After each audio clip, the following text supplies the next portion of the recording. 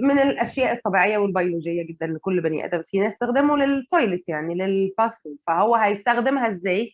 هم ما بيستخدموهاش زينا يعني. هم طبيعه الاكل اللي بياكلوه بتخليهم ما يعني المخرجات بتاعتهم ما بتبقاش زي اللي موجودين على كوكب الارض.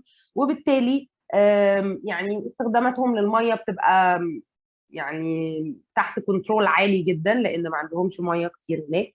وكمان هم بيعيدوا استخدام الميه، بيعملوا الميه ريديستريبيوشن، بيعملوا الميه ريسايكلينج تاني. ف يعني الميه بالنسبه لهم حاجه مهمه. فايه اللي بيحصل؟ هم بيكون عندهم زي وايبس كده. الوايبس دي بتبقى فيها ماده الصابون مثلا، او ماده الشامبو اللي هيستخدموه، او وات ايفر ايه الحاجه، بيقدر ان هو يغسل شعره بيها. وبعدين باستخدام يعني فوط، عارفين، ويت تاولز كده، يعني فوط منديه، يعني زي ما مامتك تقول لك خلي لي الفوطه دي منديه كده. نوع معين من الفوط بيبقى مش مبلول قوي، بيبقى مندي فقط، بينضفوا بيه بس مكان الشامبو او مكان الصابون، وخلاص على كده هم كده بيبقوا يعني خدوا الشاور بتاعهم وكده استخدموا التويلت. وده برضو فيديو بيعبر لك عن هم بيستخدموا الباثروم ازاي.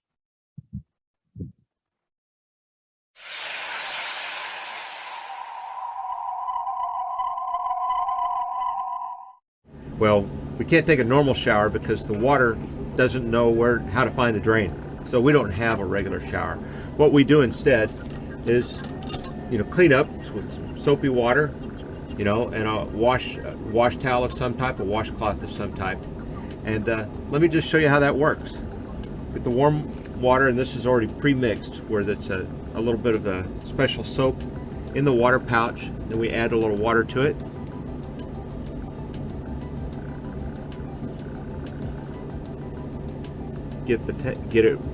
Get the wash towel wet.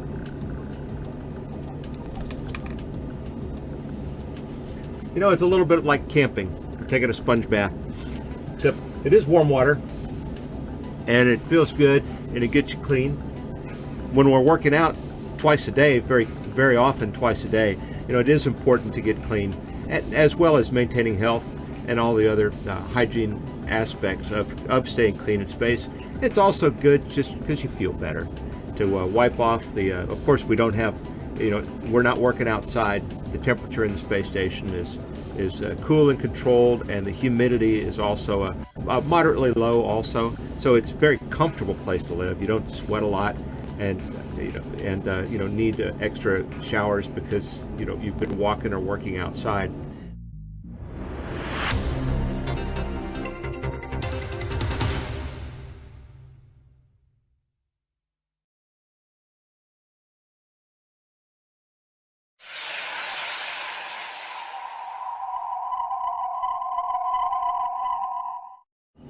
Now, washing our hair is a little bit, there are some surprising differences associated with washing our hair.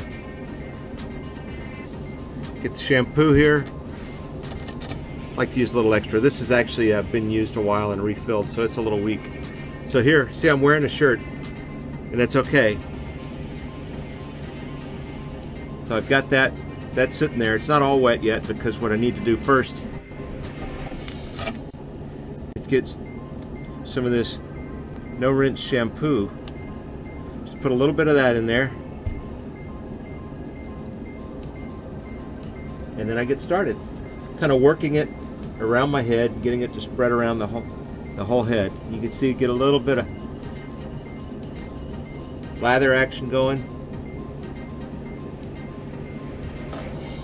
And finally, time to finish up my hair.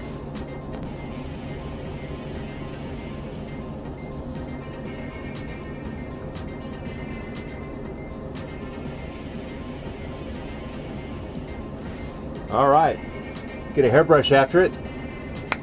I'm done, ready to go back to work. Shirt's still dry.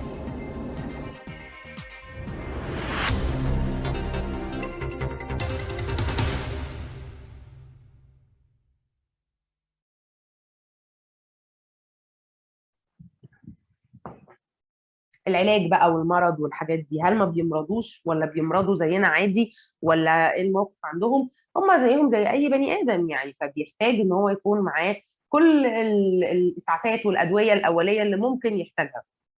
فهم عندهم حاليا السبيس ستيشن محمله بكل انواع التحاليل بشكل دقيق جدا يقدروا يعرفوا منها النتائج، كمان محمله بوسائل عاليه جدا من الدقه لاكتشاف اي مرض بشكل مبكر. كمان يعني عاوزه اقول لكم ان هم عندهم كل انواع التحاليل، التست بتاعت التحاليل لدرجه البريجنانسي تيست موجود عندهم يعني. فبالنسبه لموضوع المرض والتعامل معاه، فهم عندهم كل انواع الادويه والعلاج والتحاليل اللي ممكن يحتاجوها ويستخدموها، لانه بيقعدوا هناك احيانا فترات تصل من 6 ل 8 شهور. ده برضو فيديو عن الموضوع. If you're on your way to Mars, you can't exactly turn around if your stomach hurts or if you cut your finger. So how do we solve medical emergencies in space?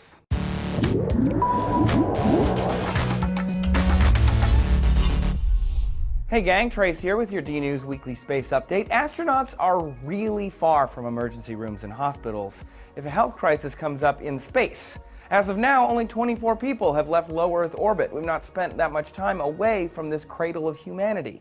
But we are planning missions to Mars and elsewhere in deep space, and we need to figure this medical stuff out before we can go there safely. Of the around 540 people who have been to space, most of the medical issues have been due to space sickness. But there have been incidents of arrhythmia, which is irregular heartbeat, renal colics or kidney stones, and infections. Luckily, no one has been too badly injured yet. Most injuries actually occur during takeoff or landing. Of those, the most common is a near syncopal episode of orthostatic hypotension or passing out from low blood pressure. Of course, all of this has been based on the history of space travel. The future is going to see a whole different set of issues: chronic illness, trauma, injury, and maybe even unknown medical conditions. According to a study from the University of York in Canada, emergency incidents occur about 0.06 per person per year in the general population. So for a 2.5-year trip to Mars with 7 crew members, the math says that we will have one emergency. Unfortunately, there's no way to know what that emergency will be. So we'll just have to prepare for everything. The space shuttle would always have 2 crew medical officers trained in first aid and a shuttle orbiter medical system to deal with pre-planned issues. The CMOs were trained in dealing with minor illnesses and injuries. They could give injections, provide medications or antibiotics, and even stitch their fellow crew member up. On the International Space Station, the Routine and Emergency Medical Operations Manual lists what to do for scrapes, nausea, broken bones, ulcers, infections, burns, all sorts of stuff. They even have how to handle space-based pregnancy tests. They have all the equipment they need to deal with all of that stuff, but bleeding in space isn't exactly the same as on Earth. Without gravity, blood droplets could float into eyes, mouths, and equipment, and even small arteries could spurt fluids into the air. As we venture deeper into space, surgery is going to happen, and it could be a huge mess.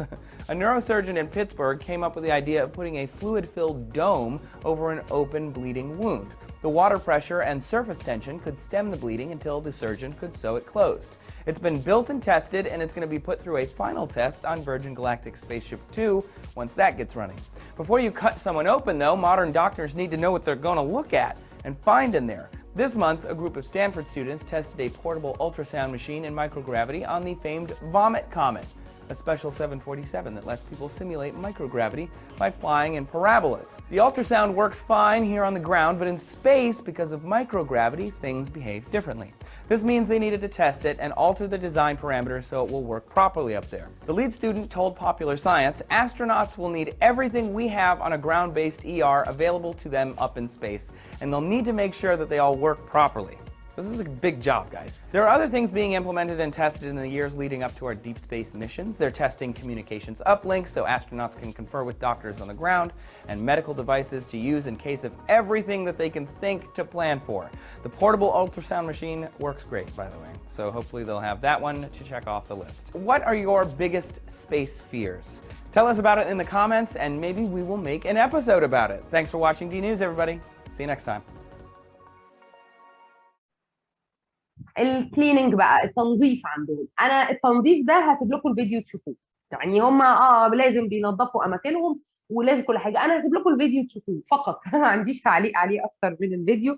هم طبعا بيحتاجوا ان هم يعملوا كليننج. يعني الخلاصه هتلاقوها في الفيديو اللي جاي ده.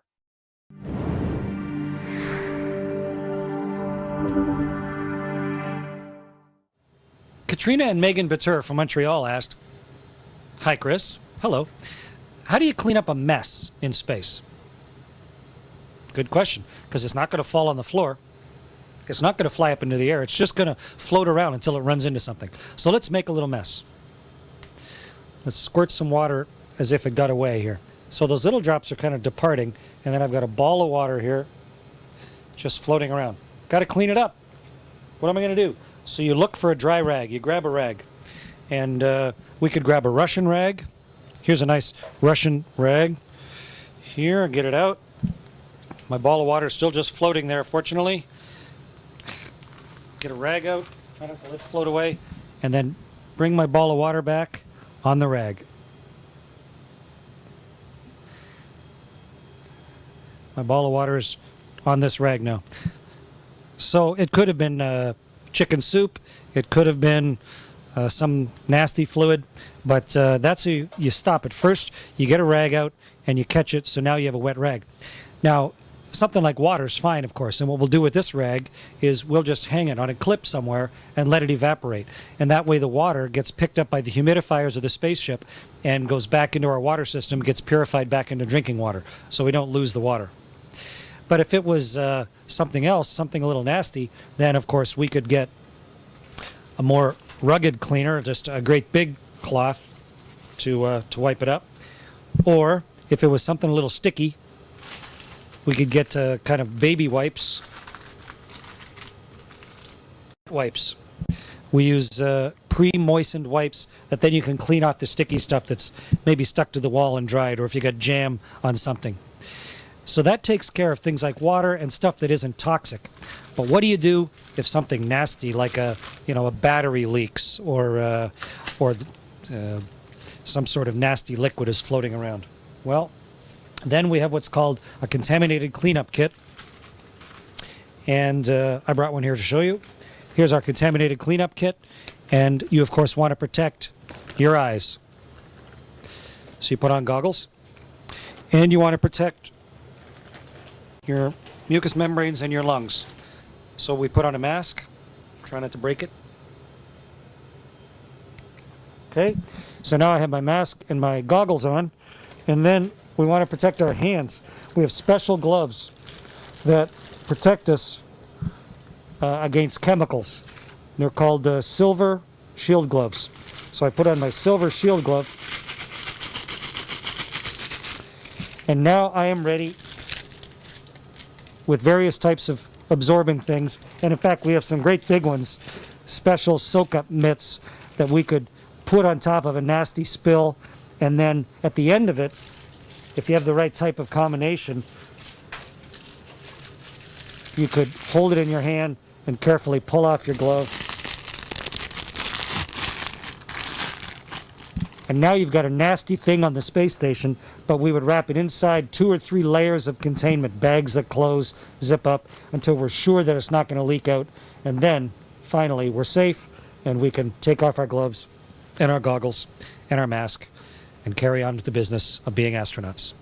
Good question.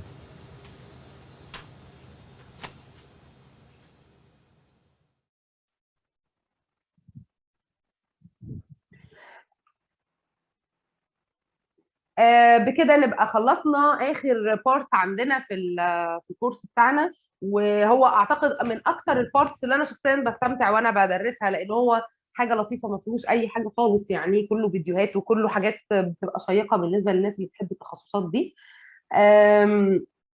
انا اتمنى لكم يا رب ان الكورس ده ما يكونش ضايقكم، واتمنى انكم تكونوا استفدتوا فيه.